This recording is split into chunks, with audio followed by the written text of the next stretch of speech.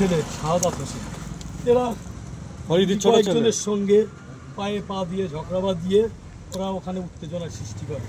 তার পরিপ্রেক্ষিতে আমরা সেই সময় স্পটে ছিলাম না। আমার বাবা ছিল, আমাদের গ্রামের একজন হজরত বলে একজন ব্যক্তি আছে, তিনি ছিলেন। কেননা আমরা আমাদের দোগাছিয়া গ্রামের একটা ভেড়ির বিষয় নিয়ে সেই আন্দোলনের সঙ্গে যুক্ত, যার কারণে আজকে আমরা সেখানে না থাকার কারণে তারা পায়ে পা দিয়ে ঝগড়া বাঁধিয়ে আমার নিরীহ বাবা বয়স্ক মানুষ এবং হজরত বলে একজন আছে, তিনি বয়স্ক মানুষ, তাদের উপরে আজকে আক্রান্ত করেছে সেইখানে আমরা না থাকার কারণে। এবং তারা পরবর্তীতে জনিদে বলে একজন আছে কার্তিকপুরে বাড়ি, এবং নূর ইসলাম ওরফে ভরা যাকে ডাক নাম, তাদের কাছ থেকে বিভিন্ন রকমভাবে বোম নিয়ে আলাউদ্দিন, আমাদের গ্রামের প্রাক্তন তৃণমূল কংগ্রেসের মেম্বার আলাউদ্দিন, যিনি আমাদের বর্তমান হাড়োয়ার বিধায়ক, এই সমস্ত গুন্ডাদেরকে শেল্টার দিচ্ছে, তাদেরকে নিয়ে এই আলাউদ্দিন এই সমস্ত গুন্ডাদেরকে নিয়ে আগ্নেয় অস্ত্র বম টম নিয়ে আজকে আমাদের এই নিরীহ বাবাদের প্রতি, কাকুদের প্রতি, আমরা সেখানে না থাকার পরে তাদের প্রতি আক্রমণ করে।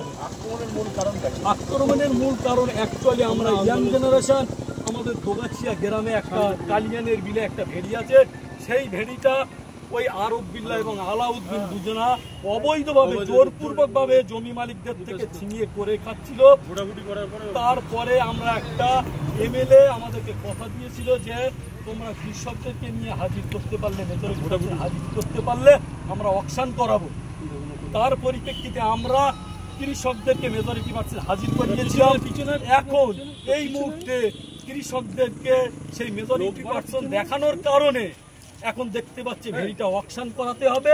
তারই আগের বই প্রকাশ আজ আমার বাবাদের প্রতি, কাকুদের প্রতি আজকে আমরা না থাকার কারণে এই সমস্ত বয়স্ক মানুষদের প্রতি তারা বই প্রকাশ ঘটালো। জমির পরিমাণ আনুমানিক 200 বিঘে। জমির মালিক ছিল আনুমানিক 170 থেকে 80 জন। কিন্তু ওই দিন যে আমাদেরকে জমি মালিক হাজিরা করতে বলেছিল, সেখানে আমাদের জমি মালিক উপস্থিত ছিল 151 জন, ওই ডকুমেন্টস সহ এবং আইডি ডকুমেন্টস সহ। এখন পরিস্থিতি আমার এই বাবাকে এইভাবে মারধর করেছে। হজরত বলে একজন আছে, তিনি এখন হসপিটালে আছে, তাকে এখনো পর্যন্ত আশঙ্কাজনক অবস্থায় আছে বলে তিনি এখন আপাতত হসপিটালে চিকিৎসাধীন। আমরা আমার বাবাকে নিয়ে আপাতত কার্তিকপুর প্রাথমিক চিকিৎসা করেছে, এখান থেকে ট্রান্সফার করেছে। এখান থেকে বললো যে এখানে চিকিৎসা হবে না, বারাসাত ডিস্ট্রিক্ট এই পর্যন্ত 12 থেকে 13-14 জন মতো হয়েছে। তার মধ্যে বাচ্চা কাচ্চাও পর্যন্ত রেহাই পায়নি।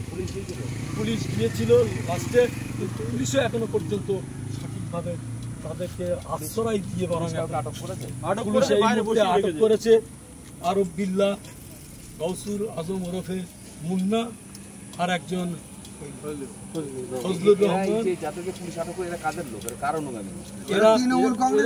হাড়োয়ার এমএলএ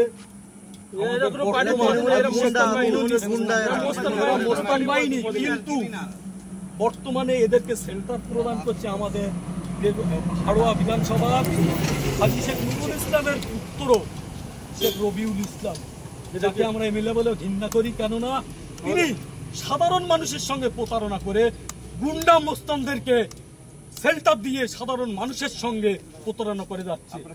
আজ আমরা অবিলম্বে বিচার চাই এবং আমাদের কালিয়ানের বিল আমরা ধরো অকশনের পক্ষে নিয়ম মাফিক সমস্ত সবকিছু আমরা দিয়ে আইন অনুযায়ী আমরা এখনো পর্যন্ত পদক্ষেপ করছি, কোনো আমরা উত্তেজনায় পা দেয়নি। আজকে আইন মানার কারণে ওদের ভেড়ি বাধ্য হয়ে ছাড়তেছে, যার কারণে আজকে আমার নিরীহ বাবা, বাচ্চা কাচ্চা এবং পাড়ার বিভিন্ন কাকুদের প্রতি অত্যাচার করেছে।